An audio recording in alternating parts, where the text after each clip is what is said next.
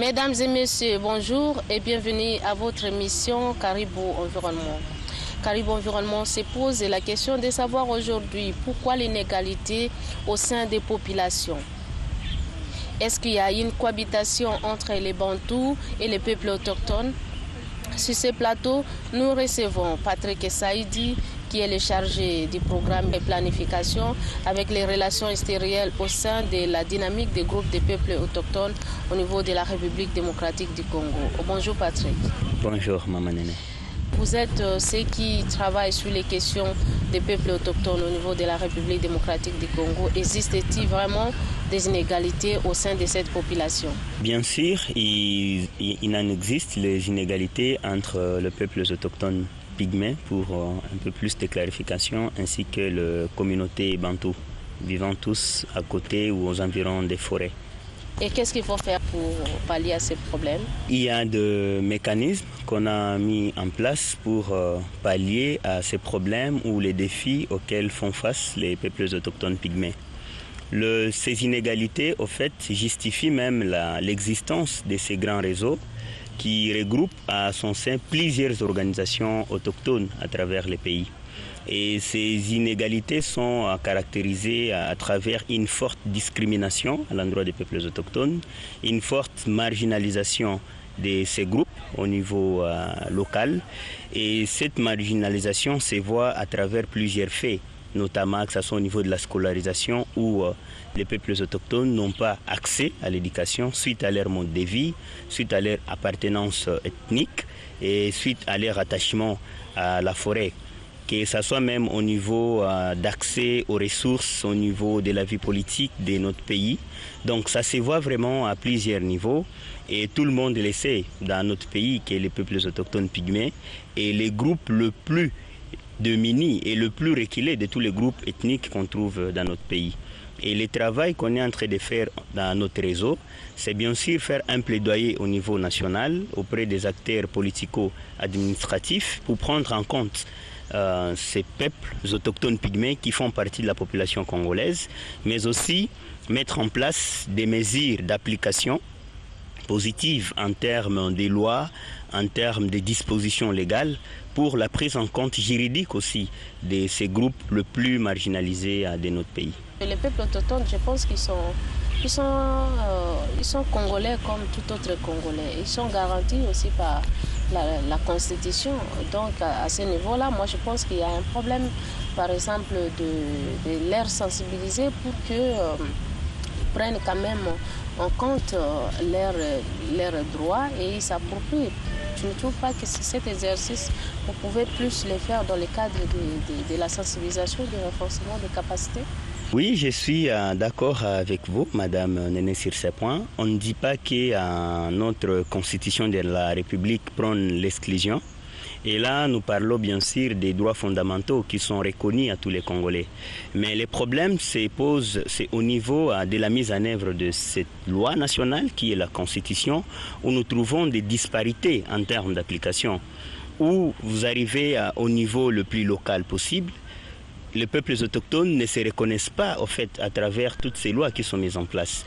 Et actuellement, à travers plusieurs instruments juridiques internationaux ratifiés par notre pays, on voit que les peuples autochtones, à part les droits fondamentaux reconnus à tous les Congolais, parce qu'ils sont Congolais à part entière, il y a aussi des droits spécifiques qui sont reconnus à ces groupes aussi spécifiques et différents d'autres groupes ethniques de notre pays. C'est notamment l'attachement de ces groupes à la forêt, c'est le lien étroit qui ces groupes spécifiques, les peuples autochtones, entretiennent avec la forêt, leur communication, leur savoir endogène, leur pharmacopée. Ça fait tant d'éléments aujourd'hui qu'on ne trouve pas dans notre constitution actuelle. Et l'idée, c'est de voir comment la Constitution peut arriver d'abord à garantir les droits fondamentaux reconnus à tous les Congolais, mais aussi prendre en compte ces droits spécifiques au fait des peuples autochtones pygmées. Vous êtes en train de travailler avec un collectif de parlementaires sur la proposition d'une loi spécifique pour les peuples autochtones. Est-ce que c'est important aujourd'hui d'avoir cette loi spécifique?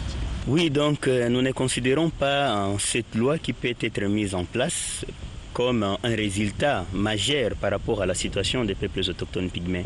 Mais le travail qu'on poursuit à travers cette loi, grâce à tout un collectif qui a été mis en place, des députés nationaux, qui ont eu ces soucis et qui les portent à cœur, comment arriver d'abord à sécuriser les problèmes des peuples autochtones pygmées. Donc la loi pour nous devient tout simplement le soubassement juridique pour permettre à ces groupes de faire recours en cas de nécessité. On considère que les peuples autochtones pygmées n'ont pas de droits comme nous. Parce qu'on s'est dit que ce sont peut-être des animaux. Et il y a des endroits dans notre pays où on les considère ainsi. Mais notre travail, c'est de dire, ok, ce sont des êtres humains comme nous. Et ils ont aussi des droits comme nous. Quel est l'objectif ou l'importance de cette loi? Pour nous, l'objectif et l'importance de cette loi viendra remplir les fossés qu'on trouve aujourd'hui dans l'applicabilité de la Constitution. C'est de voir comment cette loi peut venir, au fait, remplir les différents trous qu'on trouve dans la Constitution et ramener, au fait, les peuples autochtones pygmées au même niveau de jouissance que tous les peuples congolais actuellement. Et par la suite, garantir aussi leurs droits spécifiques par rapport à leur environnement naturel qui est la forêt. Et c'est un travail qu'on est en train de faire avec le collectif et actuellement il y a déjà un draft qui est produit à cet effet. Aujourd'hui vous parlez des CLIP, consentement libre, informé, préalable. Il ne faut pas faire quelque chose que le peuple autochtone eux-mêmes ne veulent pas. Parce que la crainte sera que à la fin de la promulgation d'une loi quelconque spécifique ou quoi, et les peuples autochtones eux-mêmes disent que non, nous, on n'a pas demandé ça. C'est ça un peu la crainte. Quel est cet exercice que vous avez fait pour qu'eux-mêmes s'approprient de ces processus? Merci à Maman Néné pour cette bonne question et une question pertinente. Et peut-être c'est juste un titre d'information. Le travail qu'on fait n'a pas commencé tout simplement par l'élaboration d'un draft d'une loi avec les collectifs. Il y a un travail qu'on a fait au niveau des terrains et c'est un travail qui a pris 5 ans.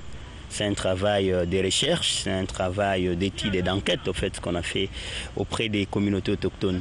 Et dans ce travail, on avait 3 volets de taille, notamment c'était la cohabitation pacifique pour arriver à créer un espace sain où on a des relations totalement humaines entre les peuples autochtones pygmées ainsi que les communautés bantoues. Et notre travail, c'était l'analyse des us et coutumes des peuples autochtones, que ce soit sur les plans fonciers, que ce soit sur les plans de la gestion de l'environnement, que ce soit sur le plan de leur mode de vie et autres. Ainsi, un travail sur la cartographie participative pour arriver à identifier au fait les espaces occupés ou les territoires occupés par les peuples autochtones. Et dans ce travail, l'approche qu'on a utilisée, c'est la vidéo participative, où on utilise les caméras comme outil au fait, de la création d'un dialogue au sein d'une communauté. Et qu'est-ce qu'on fait concrètement? C'est former le membre de la communauté sur l'utilisation d'une caméra. Ils définissent les thèmes principaux qu'ils veulent analyser pendant tout notre séjour sur terrain. Et à leur niveau, après la formation, c'est prendre un certain nombre d'images par rapport au thème. Et chaque soir, on diffuse les thèmes au sein de la communauté pour permettre à l'ensemble de la communauté de s'exprimer. Et c'est un outil très efficace qui nous a donné beaucoup de résultats. À lieu et place des enquêtes qu'on connaît souvent, où on a un enquêteur avec un fiche qu'il remplit. Et dans le remplissage, ça dépendra aussi de bonne volonté de l'enquêteur. Mais là, on a vraiment des images qui viennent de terrain et on demande bien sûr le consentement de la communauté avant même d'utiliser ces images pour recueillir les informations pertinentes qu'on va utiliser, même dans les plaidoyers aussi qu'on fait au niveau national. Et concrètement, dans les images, on peut avoir un exemple des communautés. Ils ont évoqué quel thème par exemple? Prenons par exemple la province de l'Équateur, précisément dans les territoires de Bikoro, où on a travaillé avec une communauté dans un village qui s'appelle Lokoukou. Et là, c'était de voir comment on travaille sur la cohabitation pacifique avec la communauté autochtone et la communauté bantou. Vous savez, aujourd'hui, la communauté bantou a du mal à partager un plan avec un pygmée. Un pygmée ne peut pas prendre une femme bantou. Cela est synonyme de la mort. ça s'est fait encore jusqu'au jour d'aujourd'hui. Et c'est vraiment un travail qui nous a pris beaucoup de temps. Et on est venu aussi avec les images pour vous montrer un peu les illustrations du travail qu'on fait sur le terrain. Les Bantous, bon, bien sûr qu'ils n'aiment pas se marier avec les autochtones, mais le soir, ça devient une autre histoire. Bon, c'est pour rigoler parce que pendant la journée, c'est autre chose, mais le soir, les Bantous vont là en cachette pour prendre les femmes pygmées. Oui, ce sont des violations en fait vis-à-vis des femmes autochtones qu'on ne cesse pas de dénoncer. Et c'est cet esprit d'hypocrisie qu'on voit au niveau des communautés, surtout dans nos villages les plus reculés. Parce que le problème, quand on dit qu'un autochtone ne peut pas se marier à une femme bantou, on te dit que c'est la coutume. Depuis nos ancêtres, c'est comme ça.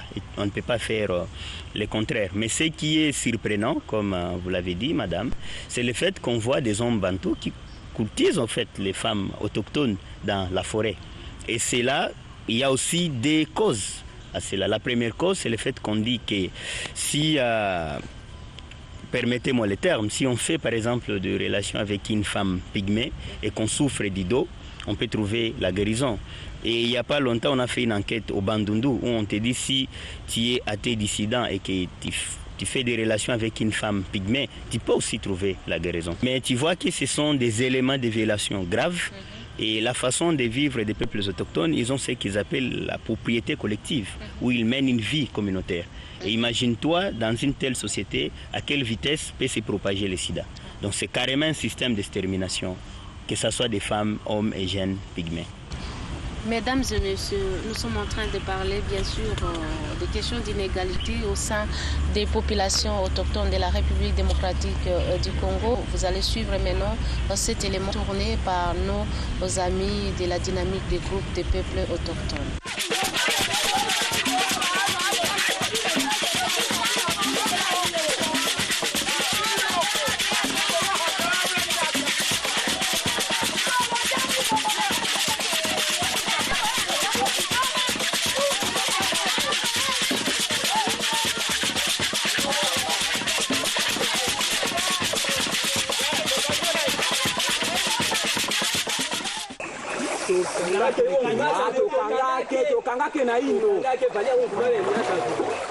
Ngai nazali bochwa mpo utakala bankoko na biso bazwaki kombo wana. Motwa elingi koloba moto oyo azali kotambolaka na zamba pona koyeba zamba ndenge ezali. Mpe mosala ya motwa na zamba ezali koboma nyama, koboma mbisi, mpe koluka bambuma oyo bato baliaka. Na yango kotala lolenge nkombo wana utaki na bankoko na biso kino lelo oboye tata na ngai azali motwa, mama na ngai azali motwa, ngai pe nazui kaka nkombo wana ya kozala motwa. Yango wana na mipesaka na agriculture, élevage pe kosala mafuta. Te lelo oyo nazali se boto. Soki babengi ngai boto na kosilika te.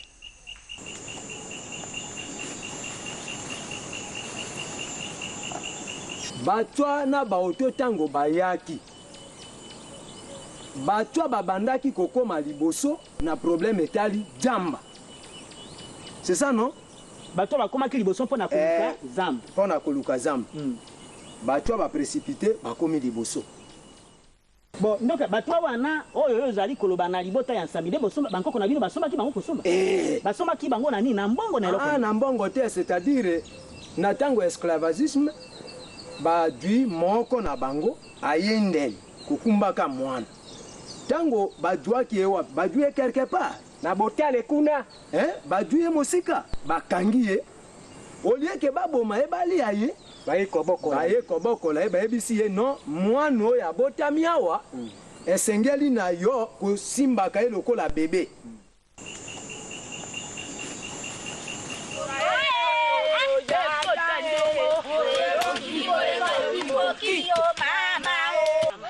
Toyaki kolonelanga tosalaka bonyomo ya biso ensemble. Ezala basi ya bankundo, ezala basi ya bachwa tolonaka biso nyonso esika moko. Yango wana toyaki kolona, lelo toyaki kosilisa tolonaka liboso soki bomoni bapondo oyo tolonaka etikalaka mwa ndambo bayaki na mwa nyongo baye kosilisa toyaki kolona biso basala okuku na basa bankulu na basa batwa tosaka biso nyonso kaka monyama moko toliaka kaka esika moko likama bango ya mabebe na libanda toliaka biso na bango esika moko te.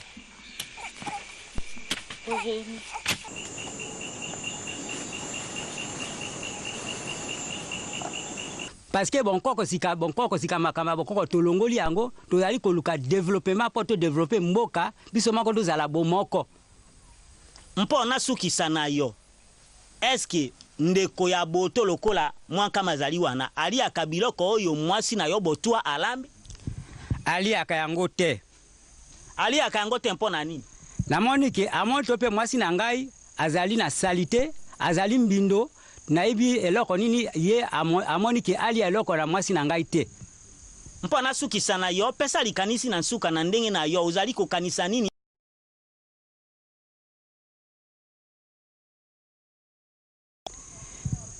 tosala boye biso nyonso tozali kaka bato na ndenge kolongola eloko mosusu ya mabe balongola eloko ya kolia tolia esika moko tobala na biso na bango mpe tozala encore motu moko parce que biso nyonso tozali kaka bato eloko wana tolongola yango mosika natuni yo boye soki mwasi ya botwa alambi biloko okoki kolia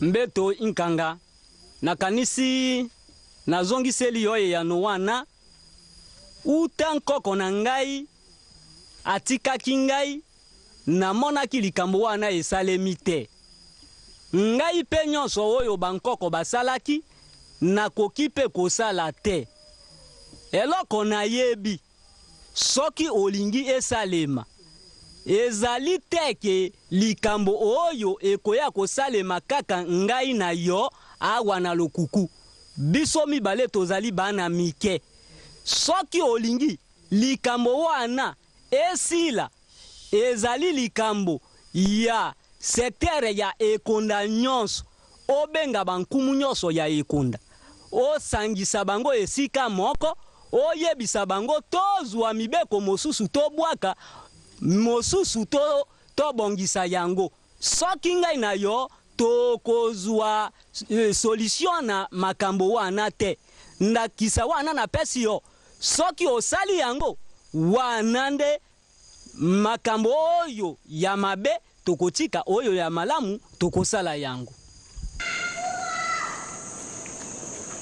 liboso azalaki mochwa ezali kolimbola ndenge nini azalaki ça fait esclave ya bankundo oyo ya sima yango wana ngai pe mwana natikali kaka mochwa nsima ya bankundo nyonso mochwa atikali sima ya bankundo nyonso oyo na lelo oyo tozonga sima na français balobi babantu bamekoli kotia yango esika moko babengisi biso baoto me nkomo na biso penya ya kitoko oyo toyaka biso na batwa na biso babandaki kobenga biso bankolo ezalaka botwa na nkolo soki toyei kokoma na baoto euti na liloba ya mindele ya bantu bo nkolo na botwa elingi koloba lokola nini nkolo na botwa omoni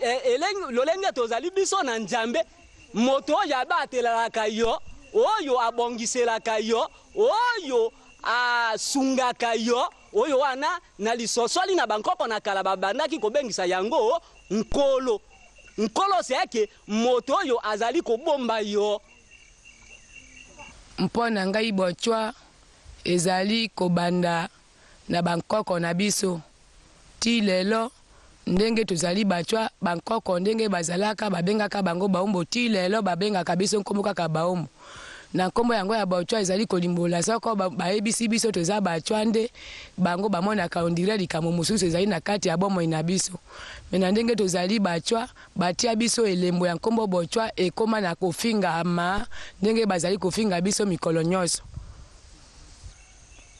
ezali kaka boye elingi koloba te boto ya alobaki boto elingi koloba nkolo ya botwa ya solo iko mpo dime na ndimi te ondimi te na ndenge nini mpo dime danti nawe mbotoloko twa ikunimo omo twelonga omo kiondo ko ngala papa mbawu namba kiondo ko monjo wekele biyomba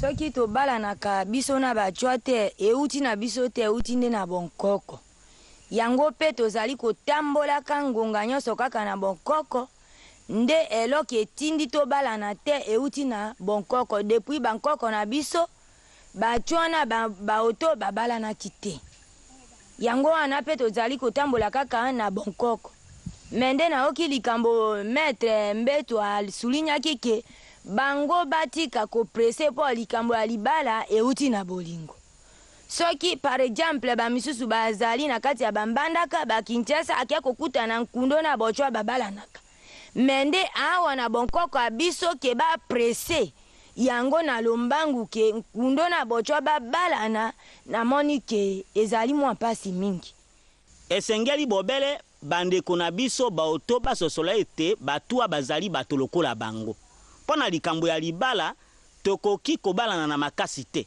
kasi nde soki sika oyo napesa ndakisa ndeko moko ya boto ya mobali soki alingi mwasi ya botwa asengeli kobala ye me okomona pe na bandeko na biso ya baoto soki ndeko ya mobali ya boto alingi mwasi ya botwa bako bengana ye na kati ya libota na bango mpo na koloba ete ya azali lisusu moto oyo azali na lolenge ya bango te mpo alingi kosangana na mwasi ya botwa mpo na biso kosilisa yango ezali bobele ete tolongola makanisi ya bonkoko oyo ezali koloba ete batwa na baoto basengeli kobala na te bali bakiwa ikambo bome bakiwa woloti ba to wotala iwo to solola iwo to iwo bisika bine bautangana loloko loiko ngatongo hanga to ute bakina tatongo wauta iwo pe bautangana iwo pe nguya bapola ngeti ya bali batinawe batu abayole ndapiko ololengelo kina batu abakina bayasalite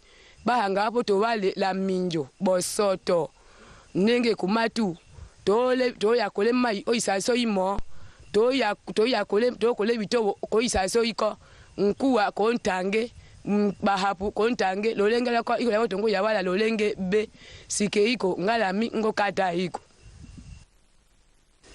utanko banga kiyola lokili ba otola chwa ta yawala te kinololoko lokiyana loloko lone lolu kotalo kilamando kili bochwa ayawala nkonde lochwa boto ayawala nkonde lochwa woke bihuma bilo wo yalimbo be bochwa la boto lo yawala lokaka bochwa na mibali ya bankundo na basi abachwa bakiko balana po totamboli pe tomoni toza kolakisa exemplaire ndenge moko soko tokei na jando eza mobeko teke mobali ya nkundu bosa kokuta na yo na ye ifale bokanga makaka ndenge moko na mboka oza kotanga makolo kama boyotikeli ye penja balabala za koleka na bansoi baza kobwakela biso na lolenge yango tozali komona teke soko bamosusu nde bankanja bayali me bamosusu ya solo balingi bamosusu baboyi zomi bakoki kokota na bozindo nkama baboyi toyebi bango moko na mokao ye akoki koloba o na ndenge mosusu o lisuma eza ndenge nini seke ya ye bakate ayebi kaka lelo kobanda bankoko eyaki tango bankoko bayaki ezalaki strictement interdit ke pigme na nkundo babalana ezalaki strictement interdit. Pourquoi? Moto wana bazalaki ko utiliser lokola mombo ya tenkolo akufi pe bajuye babomiye balingi kokunda nkumu bajuyi moto moko bavandisi ye kuna comme ça ye abandi kokumba cercueil et jusqu'à tel point que moto wana akufi kuna na tombo.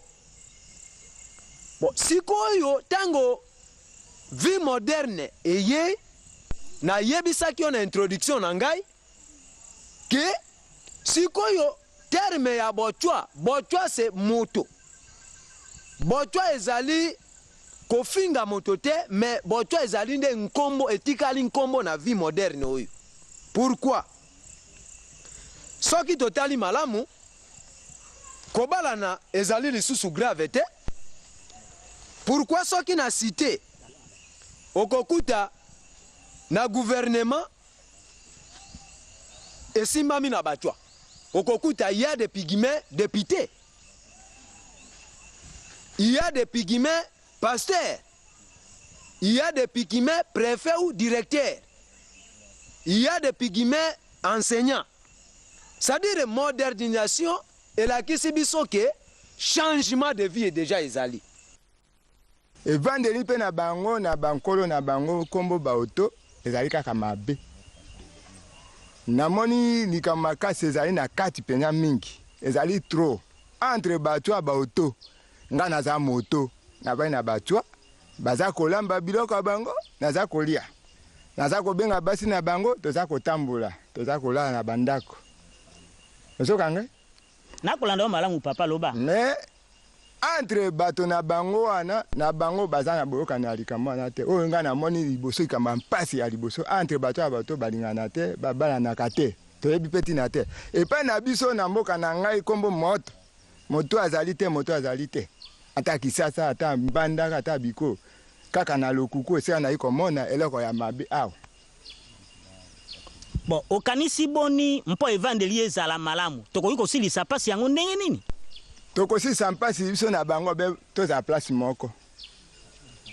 Entre bato ya bato basangana, baliana, babalana. Lokola atelier ezali awa, ezali atelier ya ngai pea tozalaka na ba bantu tomelaka awa.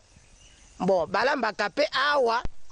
Bon, ezali eloko moko esengo pe malamu na kati ya evandeli malamu. Bon, sika oyo omoni masanga ebimi, ngonga masanga wana ebimi, tokomi komela na ba pea na ba bantu. Moto na moto akomi komela oya ye masanga. Tala ndenga nazali komela liboso po. Pea abandi liboso. Ngai. Ah, c'est ça, pesa kape utwa masanga tomela kabiso nyonso. Tolambi, tomeli sikawana. Mama doti kosisa kolama masaka beli biso tomela kabiso sona pea na bantu. Sikona kompe komelo ya ngai. Koko ya biso ya kala na bankuno na batwa bamelaka mai neloko oyo. Pe ndengo moni wana neloko oyo esaisaka biso na efandeli kitoko. Bon, natoka totoka kapena mai awa netoko oyo.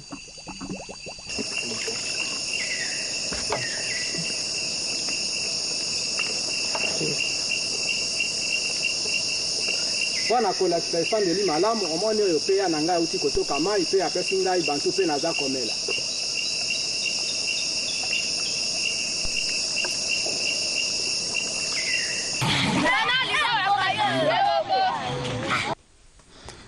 Tovanda kana kelasi na bana bankundo na bana bachwa kaka esika moko. Tovanda kaka esika moko? Mwana. Tango balakisaka bino mateyo bozwaka na kati ya ekole. Eske bokeseni ezalaka balakisa bana bankundo ndenge bino balakisa bino bana bachwa ndenge? Oyebisa biso. Te balakisaka ndenge mosusu te. Balakisaka ka ndenge moko. Takesani ka na mayela moto na moto.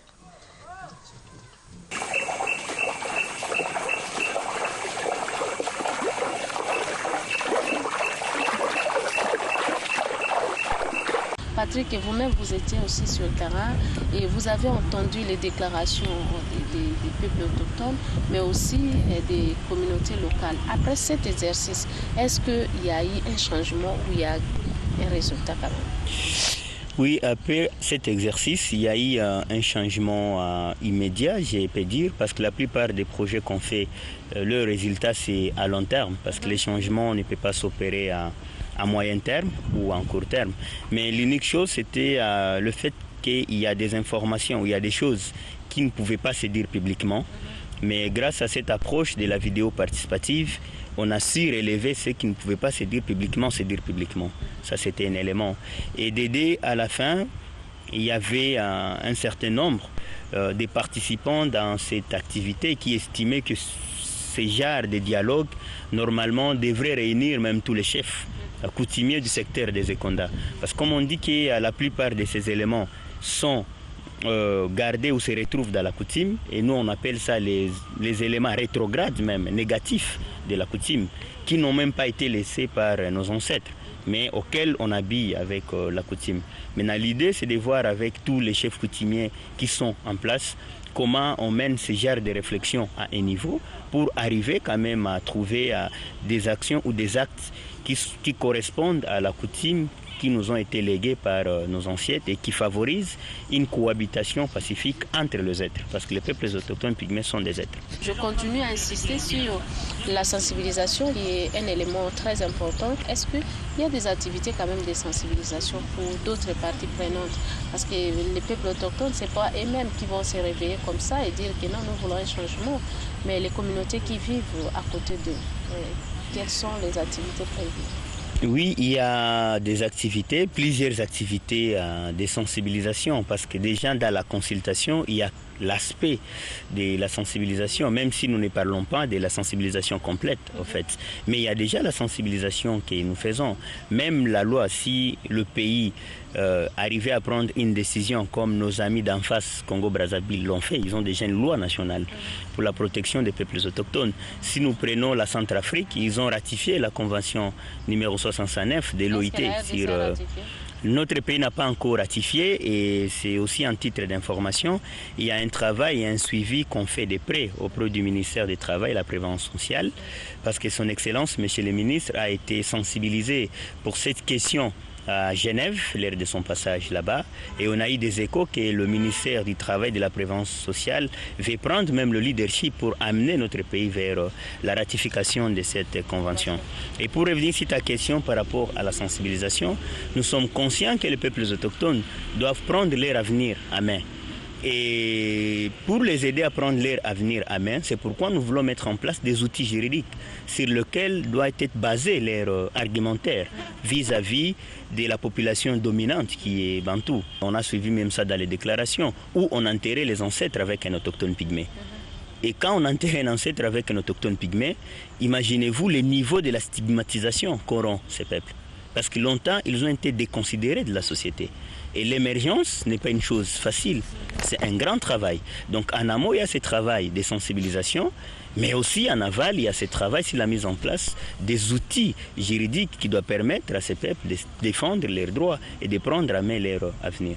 Vous êtes en train de travailler maintenant avec les collectifs des peuples autochtones. Quelles sont les étapes et comment va se faire cette concertation? Oui, merci pour la question, Madame Néné. Le draft de la loi a été élaboré en 2012, en fait. Et comme nous savons comment les lois sont élaborées chez nous, c'est l'initiative soit du gouvernement ou d'un groupe parlementaire pour faire soit une proposition, c'est le cas du groupe parlementaire ou un certain nombre de députés, ou carrément un projet loi. Et là, c'est le cas du gouvernement. Après l'élaboration de cette ébauche, il était prévu carrément que le député puisse déposer l'ébauche au Parlement pour discussion, et là sous forme d'une proposition. Mais on a dit dans le travail qu'on fait, on ne peut jamais faire une loi sur un groupe de gens sans qu'ils soient consultés, sans qu'ils donnent leur avis. Et ça, ce sont carrément des approches, je peux les appeler les approches révolutionnaires. Parce qu'on n'a jamais vu dans notre pays, à part des référendums via la Constitution, où on élabore une loi et on doit consulter la base les concernés. Et c'est pourquoi on a freiné carrément le dépôt de cette loi. Et on s'est dit cette année, en 2013, on doit descendre au niveau des terrains, dans les 9 provinces où nous trouvons les peuples autochtones pygmées, et sensibiliser, consulter tous ces groupes par rapport au draft actuel de la loi. Et enrichir la loi sur base des avis, sur base des perceptions, sur base même des commentaires des membres de la communauté. Mais notre étape, c'est de voir si l'ébauche actuelle est adaptée aux réalités locales auxquelles font face les peuples autochtones pygmées. Et c'est dire, est-ce que si cette loi est adoptée dans notre pays, elle serait à même d'apporter déjà des pistes de solutions. Parce que la loi n'est pas une solution, mais elle apporte au fait des pistes de solutions. Après cette étape, des consultations qui va intervenir au début août-septembre. Il y aura un travail qui sera fait ici au niveau de Kinshasa.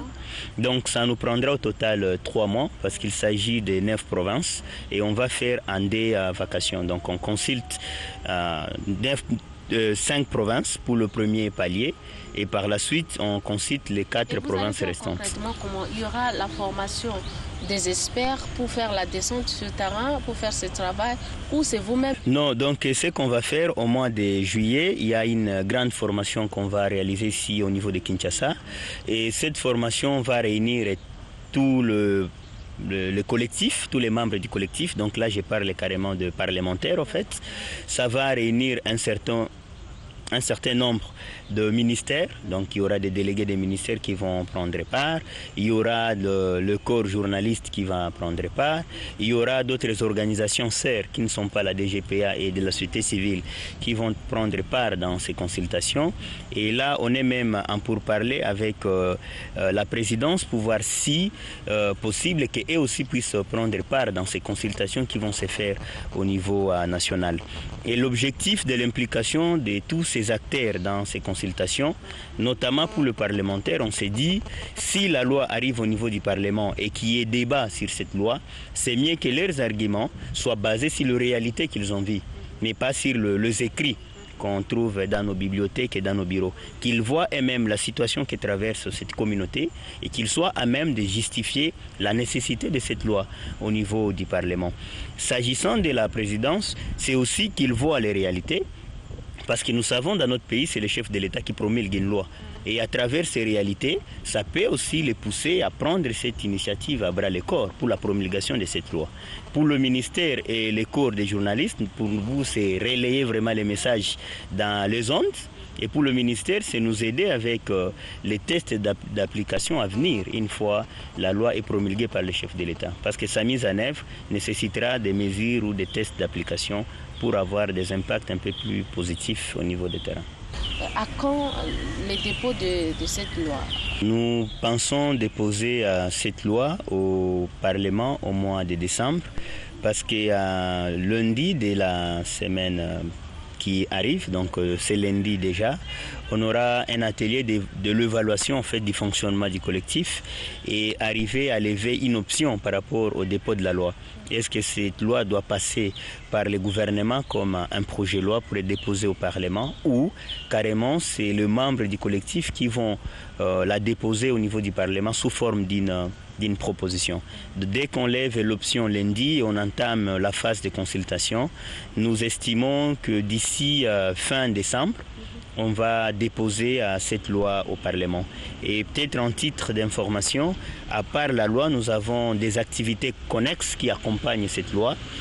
Et au mois de septembre, on aura une grande réunion d'échange, donc c'est carrément une réunion sous-régionale où on va réunir les acteurs de la société civile ainsi qu'étatique du Congo-Brazzaville et les acteurs de la société civile et étatique de notre pays pour partager au fait les expériences parce qu'ils ont une loi et ça fait 3 ans depuis que la loi a été promulguée au Congo-Brazzaville. Ça nous permettra de faire l'évaluation de cette loi, connaître quels sont les points positifs et les points négatifs et comment transformer ces points positifs et négatifs chez nous en termes de stratégie pour donner plus de chances à notre loi qui est peut-être en cours d'élaboration. Mais aussi, on aura une grande manifestation qu'on va organiser au mois de décembre qui va accompagner le dépôt de la loi. C'est la célébration en fait, de la culture autochtone, tous les groupes autochtones venant des 9 provinces pour démontrer à la face du monde et à tous les Congolais qui sont en fait, les peuples autochtones. Quelles sont les valeurs culturelles que détient leur savoir endogène. Et c'est à l'issue de toutes ces manifestations qu'on ira déposer la loi après avoir sensibilisé, que ce soit l'opinion nationale, internationale, même locale, sur la préoccupation et les inégalités qu'on voit aujourd'hui auprès des peuples autochtones. Mais il y a une question qui vient de nos fidèles téléspectateurs, c'est que vous allez avoir des lois bien sûr, mais vous dépensez plus d'argent. Pourquoi pas prendre cet argent-là et mettre ça dans les questions de développement direct des peuples autochtones, au lieu de prendre beaucoup d'argent pour les réunions, les ateliers et tout ça, et à la fin la situation ne change pas?